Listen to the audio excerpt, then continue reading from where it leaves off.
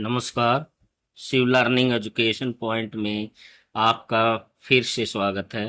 कृपया चैनल को सब्सक्राइब करें और वीडियो को लाइक करें, शेयर करें और हमारा मनोबल बढ़ाएं। चलते हैं आज के हमारे टॉपिक रामलला प्राण प्रतिष्ठा महोत्सव। भूमिका। राम के आगमन का समाचार सुनकर त्रेता युग में बहुत आनंद व उमंग का वातावरण छा गया।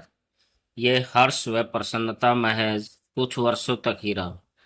जब श्री राम को 14 वर्ष के लिए वनवास जाना पड़ा तो अयोध्या वासियों के लिए यह वियोग असहनीय था। इसके विपरीत आधुनिक समय में यह श्री राम का वियोग लगभग 500 वर्षों तक अयोध्या वासी एवं संपूर्ण विश्व की सनातन संस्कृति सहन कर रही है। विदेशी आक्रांताओं की ऐसी मार पड़ी कि श्री राम को अपनी जन्मभूमि अयोध्या को छोड़कर खुले में एक टेंट के नीचे शरण लेनी पड़ी।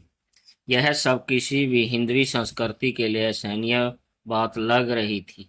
हालांकि इसके लिए हमें एक लंबी कानूनी लड़ाई लड़नी पड़ी। संविधान में श्री राम का स्थान होने के बावजूद भी उन्हें लंबे समय तक आम लोगों तथा उनकी भावनाओं से वंचित रहना पड़ा। आज का दिन यानी 22 जनवरी 2024 को वह घड़ी आ गई जिसका हम समस्त भारतवासियों को इंतजार था।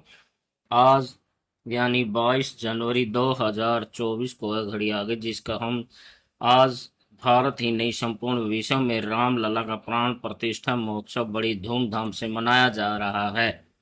इस सब के पीछे अनेक ब्राह्मण भक्तों, संतों, कार सेवकों का बलिदान काम आया। हर भारतवासी के मन में राम अंतर्मन में विराजे हैं। उन्होंने हर पल हर क्षण राम को जिया है। हर भारतवासी ने राम नाम को अपनी अपनी तरह अभिव्यक्त किया है, जाना है तथा समझा भी है। प्राण प्रतिष्ठा अनुष्ठान कार्यविधि। अयोध्या में 22 जनवरी 2024 को दोपहर 12:30 बजे अभिजीत मुहूर्त में श्री राम लला में प्राण प्रतिष्ठा का अनुष्ठान हुआ।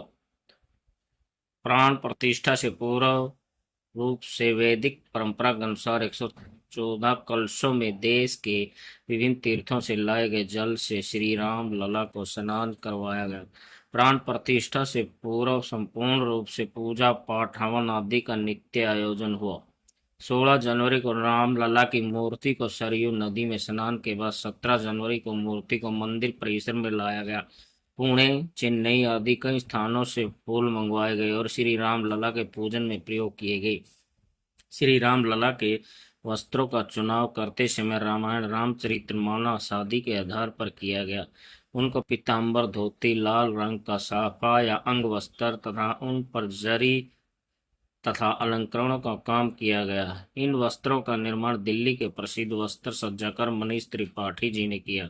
रामलला के वस्त्रों पर शंख, चक्र, मयूर, पद्म आदि मंगल चिन्हों ने इसकी शान को और बढ़ा दिया। श्री रामलला की मूर्ति को बनाने का सौभाग्य मैसूर के प्रसिद्ध मूर्तिकार अरुण योगीराज को मिला। यह मूर्ति 1.5 टन वजन तथा 51 इंच की लंबाई लिए हुए है। प्राण प्रतिष्ठा के समय हेलीकॉप्टर से पुष्प वर्षा की तथा इस अद्भुत दृश्य का साक्षी सारा विश्व बना। रामलला की प्राण प्रतिष्ठा का आयोजन किसी भी भारतीय धार्मिक त्योहारों की स्थिति से अलग, अद्भुत व विहंगम जान पड़ता था। भारत का प्रत्येक नागरिक इसके एक एक पल को हृदय की गहराइयों से देख व अनुभव कर रहा था। देश की चुनौतियां हस्तियों को निमंत्रण चुनिंदा हस्तियों को निमंत्रण। श्री रामलला की प्राण प्रतिष्ठा के अवसर पर देश तथा विदेश की 500 से अधिक अतिथियों एवं गणमान्य व्यक्तियों को बुलाया गया था।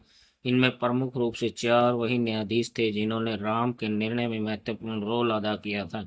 कुछ अन्य हस्तियों में नोबेल पुरस्कार विजेता कैलाश सत्यार्थी, इसरो प्रमुख शिवन, G20 के अमिताभ कांत तथा वंदे भारत की कल्पना को पूर्ण रूप देने वाले सुधांशु मणि आदि का नाम प्रमुखता से लिया जा सकता है।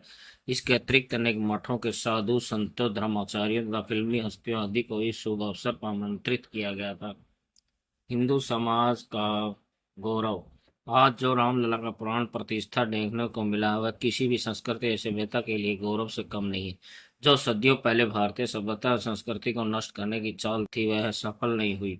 राम के स्थान पर विवादित ढांचे को सनातनियों ने अपना बलिदान देकर इसका वास्तविक स्वरूप हमारे सामने लाए हैं। यह रामलला का मंदिर नहीं पितु शांति त्याग तपस्या तथा आकांक्षाओं का मूर्त रूप है। यह जन्म जन्मांतर तक भारतीय संस्कृति और सभ्यता के गौरव की गाथा का व्याख्यान व आख्यान करता रहेगा। हमारी संतानें इससे प्रेरणा प्राप्त करती रहेंगी। यही हमारे और हमारे पूर्वजों के लिए सच्ची श्रद्धांजलि होगी। अंतर्राष्ट्रीय शांति सौहार्द को बल। अयोध्या में श्री राम लला की प्राण प्रतिष्ठा के साथ न केवल भारतीय पितु विश्व स्तर पर भी आपसी सौहार्द आदतों आदर्शों और मानवीय मूल्यों को बल मिलेगा, जिससे संपूर्ण विश्व लोक कल्याणकारी बनेगा। यह मंदिर राम की मूर्ति स्थापना तक ही नहीं है, पितु इसका आधार इससे भी गहरा लिए हुए है।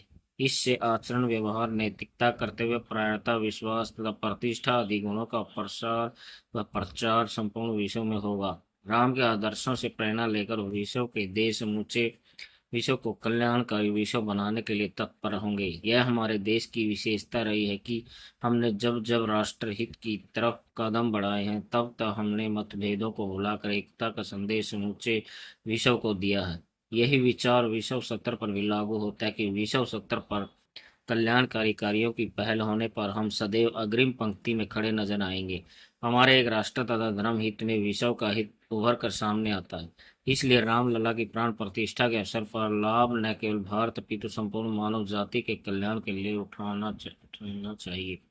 राम एक उच्च आदर्श नैतिकता मर्यादा की छवि है, जिसका लाभ विश्व स्तर का कोई भी प्राणी उठा सकता है और अपना उद्धार कर सकता है। निष्कर्ष निसंदेह श्री राम लला प्राण प्रतिष्ठा का अवसर कोई संयोग व अकस्मात हुई प्रेरणा का बल नहीं है। इसके लिए हमारे पूर्वजों ने अनेक बार बलिदान देकर जिंदा रखा है। यह मंदिर केवल श्री राम लला का न होकर संपूर्ण भारतीय सभ्यता एवं संस्कृति की आस्था व विश्वासता का प्रतीक है। उसकी स्थापना से एक प्रकार की सनातनी संस्कृति में ऊर्जा व शक्ति का समावेश होगा, जो सदियों तक हमारी सनातन संस्कृति और सभ्यता को प्रेरणा देती रहेगी। इसका एक एक पल इसके इतिहास व बलिदान की कहानी कहता हुआ प्रतीत होगा। यह केवल राम से ही नहीं जुड़ा, अपितु संपूर्ण मानव जाति इसके प्रकाश से दीप्यमान होती रहेगी। विश्व की कोई भी संस्कृति भारत की इस बात से प्रेरणा लेती रहेगी कि किस प्रकार संघर्षों को आधार मानकर तथा बलिदानों की बलिवेदी पर चढ़कर किसी भी संस्कृति को जिंदा रखा जा सकता है। रामलला की प्राण प्रतिष्ठा का अवसर किसी भी भारतीयों के लिए किसी गौरव से कम नहीं है। यह उन्हें अपनी सी सपने जैसा लगता है, जिसको उनके पूर्वजों ने सालों साल देखे आए हैं। लगता है आज वो सपना सपना न होकर हकीकत बन गया है। हमें अपनी इस प्रकार के गौरवशाली इतिहास पर गर्व अनुभव करना चाहिए तथा समूचे विश्व के कल्याणार्थ कार्य करते रहना चाहिए। तब कहीं जाकर हमारा सपना सच होगा। जय हिंद, जय भारत।